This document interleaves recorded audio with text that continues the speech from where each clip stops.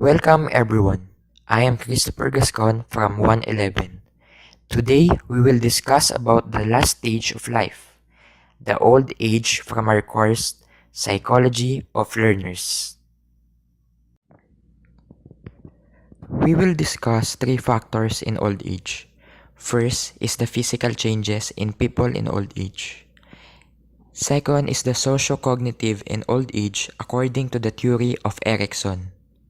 Third, we will discuss how people in old age learn by discussing learning theories. I want to start by performing an activity. This activity is wala kayo sa lolo or lolo ko, or you have nothing against my grandparents. The activity is very simple. I want you to think about your grandparents. How do they look? How do they act or behave? Do they have sharp memories? I will give you a minute to think.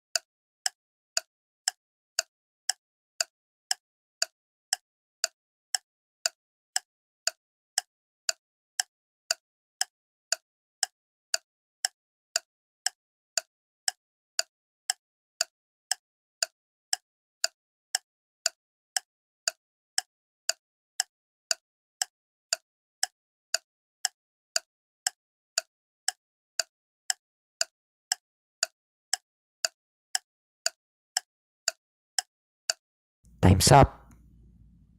First, let us discuss who is considered to be in old age. Individuals in the age of 65 and above, age nearing or surpassing the average lifespan of human beings, and considering that changes when reach the old age varies individually. It means that the aging process of each of us differs. Assuming this is Mang Ben, and his age is 66. His eyes are dull and can look watery. His hair becomes thin or he can be totally bald in the coming years. His cheeks become pendulous, wrinkled and baggy. His nose start to elongates. He also lost his tooth and it also resulted to the change of the shape of his mouth. His shoulder begin to drop, and as he age, it gets stoop. His skin is wrinkled and dry with dark spots. Also, veins are prominent in his limbs as it was in hand, which is also scrawny. His legs become flappy, and lastly, his nails become thick and brittle. To further expand the physical changes, they also change in muscle. It becomes flabby or sag. The strength of the muscle is lost as well. Their sleep is also affected. People in old age tend to have abnormal sleeping patterns due to the hormones lacking or missing in their body. As a result of this, they may suffer from insomnia, a sleeping disorder which is difficulty falling and or staying asleep. Their nervous system is also affected. Atrophy is a loss of neurons and the connections between them. Because of that, the individual may suffer from reduced or loss of reflexes or sensation. He may also suffer from slow recognition of thoughts and retrieving memory because he lost neurons.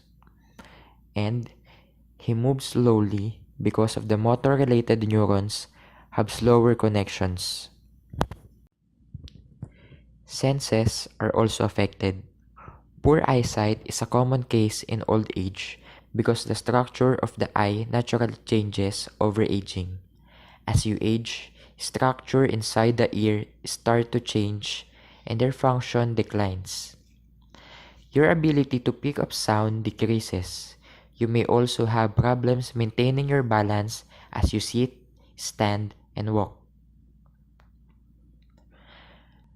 The number of taste buds decreases as you age. Each remaining taste buds also begin to shrink. Sensitivity to the five tastes often declines after age 60. In addition, your mouth produces less saliva as you age. This causes dry mouth, which can affect your sense of taste. We will move on to the cognitive changes in old age. It is proven in years of study that people in old age can still learn new information if it is presented clearly, slowly, and over a period of time. This consideration is something to do with the processing capability of the brain among old age. Their memory is also affected over aging. Hippocampus deteriorates due to the unhealthy lifestyle of individuals.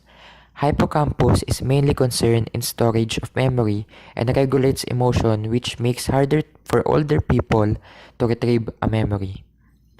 Hormones and proteins also declines, which plays a vital role in maintaining a healthy brain. Decrease in blood flow to the brain is also a problem to the old age. Blood flow in the brain is important because it delivers nutrients and keeps out toxins. Attention, as a part of cognitive function of old people, somehow also declines. Selective attention, which is the ability to focus on something specific despite the presence of other distracting and relevant information, gets worse as we age. Divided attention also gets worse by age. It is the ability to multitask.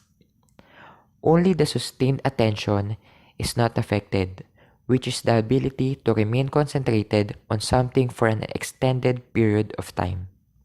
Explaining the development in sociocognitive of old age using the theory of Erik Erikson's stages of psychosocial development, which is the last part, is the ego integrity versus despair. This stage makes the people question themselves, how did I live my life? When the individual can answer with a sense of fulfillment, he will gain wisdom and the feeling that he lived his life with meaning. On the other hand, when the individual have a sense of regret, he will have the feeling of bitterness and despair. Ageism is another issue that people in old age face. It is stereotyping and discrimination against individuals or groups on the basis of their age. It typically tackles about the elderly stereotypes. Moving on, how do people in old age learn? Discovery learning theory, which is an inquiry-based constructivist learning theory that takes place in problem-solving situations where the learner draws on his own past experience and existing knowledge to discover facts and relationships and new truths to be learned. This best suits old age learner because they have set of experiences that they can use. This also encourages active engagement, promote motivation, and develops creativity and problem-solving skills. Social learning theory is a theory of learning that social behavior which proposes that new behavior can be acquired by observing and imitating others. This theory only applies when old age individuals are in a group. Because other individuals are engaged in learning, this theory suggests that it will be imitated by the observer, that he will gather the information which he observed and process it to become his own learning. The last theory which I chose is the scaffolding theory. Refers to a process in which teachers model or demonstrate how to solve a problem and then step back, offering support as needed. At first, old age individuals need demonstrations and guiding and should be engaged to activities that will sharpen their ability. This will lead to acquiring the learning, and the educator can now remove his support and the learning will remain on the old age learner.